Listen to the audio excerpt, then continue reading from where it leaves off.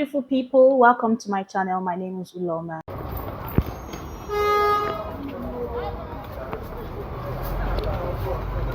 Here on my screen is Dr. Femi Olaleye.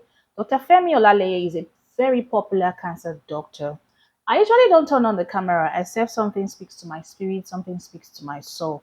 And this particular story irks me because it brings back so many memories, and it shows the extent of decay in our Nigerian medical system. Now, this man here, he was so popular that he was endorsed by Nollywood celebrities. One of those Nollywood celebrities is Kate Henshaw. I've known Dr. Femi for a number of years, a long time. We met at an event in Unilag many years ago, and he had approached me to help in his advocacy for breast cancer screening for women and the rest. The doctor, being that he was very good at his job, made her bring in a lot of women to him to check their reproductive health.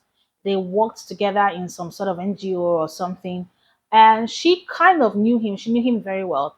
And they had a relationship to the extent that this doctor confided in her. Asked, well, how's your wife? And said, oh, they're separated, they're no more together. She had kicked him out of the house. I'm like, that's serious. You know, and then he now went on to say, I would admit to you, Kate, she set me up. I fell. I don't understand. I didn't understand what that meant. He fell. Okay. So I said, what happened? He said, oh, she brought a young girl into the house and he did stuff with her. I'm like, Dr. Femi, now. That he and his wife were having some issues. He even went as far as telling the actress, Kate Henshaw, that the wife brought in a person to quote unquote tempt him. That's what they used, tempt him. So he didn't know that he was admitting to a crime which was going to indict him. But before we continue with the story, I want to tell you the incident I've had with, the brush I've had with the Nigerian medical system. I remember when I was going to do my youth service, I was posted to a particular place in Bielsa. And when I got there, the resident doctor there asked me if I could travel, like if I could travel. Now, me, I was kind of a naive person growing up. And I was like, yeah, I could travel. I have my passport. And he was like, no, that's not what I mean. I mean, can you travel with me? I was like, okay. Out of curiosity, travel with you, is it on like medical tours or conferences or no, or seminars? I was like, no, I want you to travel with me and be with me as a plus one. Then I understood where he was coming from. I was like, no, I don't do such travels. And surprisingly, I didn't get good reviews from him in particular. Although I made other friends with the other staff and I got reviews from them, but from him in particular, I didn't get good reviews from him because, of course, I knew what was up. So I didn't get good reviews, and that was not the only thing. After my youth service, I and a friend of mine, we went out to look for a job, and we went to a particular hospital to look for a job. And the doctor was practically making sexual advances at us. So I am quite versed with the moral decay when it comes to the medical system. Now, this man, what he did was he will defile his patients, and he will put some of these videos online. Now, some of the patients didn't know that he was actually videoing them, performing sexual acts on them. Nemesis caught up with him when he carried that predatory attitude to his wife's niece, and the wife being a good person at that time, because you cannot tell me that the wife is ignorant of the kind of husband she married. You can't tell me that the wife has been ignorant of the man's escapade from the beginning of time. You can't tell me that you, as a wife, you've not checked your husband's phone, because I know that predators like to keep souvenirs. I'm sure these videos must have been on his phone, and you mean to tell me that you haven't checked? I'm sure she knew. But when she could not take it anymore was when he started doing it with her niece. Now, she didn't keep quiet. She took him to court and they gave him life imprisonment.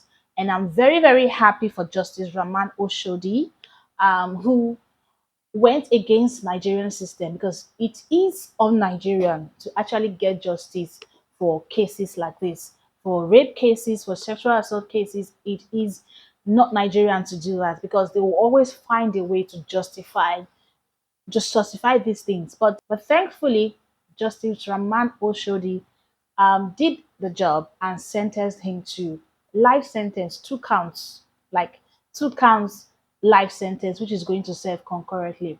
Now, why I'm making this video is because of the comments. I saw this video on TikTok. I saw this video on TikTok, and usually when you go on TikTok, you look at the comment section.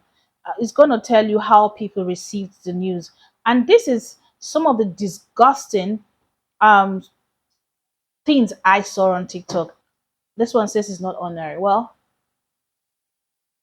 we as Nigerians, we have a way of exonerating evil things. We have a way of exonerating bad things and observing a person of blame and putting it on something else. I think that's what is causing the decay.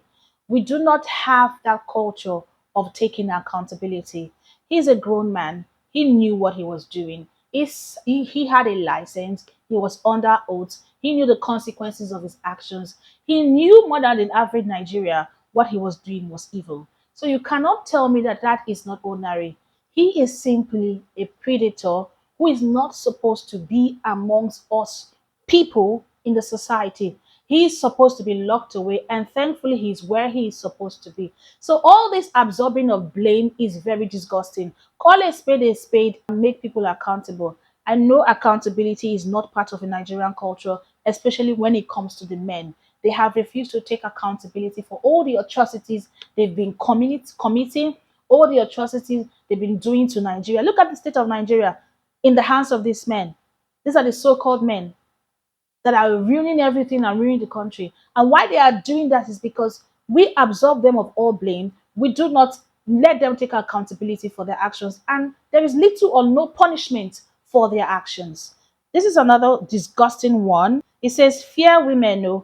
I believe this is the product of marrying your enemy, the unforgiving in marriage. This is the shit the Nigerian society teaches women to do. They teach women that no matter what it is, they should cover their husbands. Even though he is a menace to society, even if he's a killer, they should cover their husbands. And a lot of Nigerian women do this. There's a lot of atrocities going in Nigerian homes that some stories you hear, you'd be like, what the hell? Why is this woman still with him? A lot of Nigerian women abate their husband's behavior. A lot of Nigerian women, they are not innocent. They know these things, and a lot of them support their husbands in what they do. And it's now a norm, it's now a culture in Nigeria that is expected of a woman, no matter how evil her husband is, to cover up that evil away from the society. And that is why things are getting awry. That is why things are getting so spoiled. The culture has done a lot of things to the psyche of Nigerians that children, women, and vulnerable people are not safe in this country. Because reading the thread, it's all most of them is coming from men and some pygmy women who have been devoid of all empathy, of all humanity. Another one that I saw another thread I saw this countless of time is the punishment is too much. I want to address that. When you sexually assault somebody, it's the same thing as killing that person. There are some people that could not take they couldn't take it anymore, and they unalive themselves. They kill themselves. You don't know the gravity of taking away someone's or taking someone's body. A human being is beyond their body. A human being is a spirit. And when you enter someone without their consent, you are as well killing them. I don't know why this concept is too much for people to grasp. Sexual assault has done a lot of things. Let me give you an example. In that same thread, see this one, it says, Don't pity him. My sister-in-law is still traumatized from such acts. She's with him. She's with me now. Every day I walk in on her, crying because of what the uncle did to her. Now, this is a grown woman who has been molested. She has spent her days being traumatized, crying. What kind of life is that? Isn't death better than that kind of life? And you expect such a human being who will perpetrate that act on another person to go scot free and roam the street? Why a lot of these men do not take things like this seriously is because they see women and children as objects to serve them. They don't see women and children as human beings. No, because it's only objects that you will treat that way. If you see them as you see your fellow man, because most men respect their own, they respect their fellow men because they see them as men, but they see women and children as objects, so they can do whatever they want to with the objects. And that has to stop in our society. Women and children are human beings. They have lives too, they have rights as well. Assaulting them is not the way to go. Assaulting them is not the way to go. It's better you kill them than you sexually assault them. Because go to some homes, some parents are actually molesting their children. Pastors are doing the same. School teachers are doing the same. Adults that are supposed to protect these children are the ones destroying these children. And the worst is that the laws in Nigeria are so lax that people can literally get away with anything. That's why I'm very happy to know that this man has been jailed for life and put behind bars. Somebody said, it's true. My Nigerian husband came to America and did it. He went to prison, served time, was deported, and went blind and died in Nigeria. You see, because we have condoned this kind of character, some of them think it's normal. They take it outside Nigeria and they receive the punishment they are supposed to receive. We have to start tightening these laws. In South Africa, I think in India and in South Africa, they've tightened laws against sexual assault. Even India is saying that if you sexually assault a woman, you're liable to die. They'll put you to death. That's what it is. They will put you to death. And I want Nigerians to start having those kind of laws so that this nonsense is going to stop because it's becoming too much.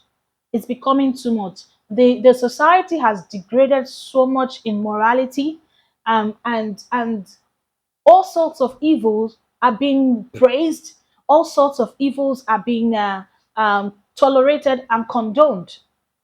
And please, men, you have to change.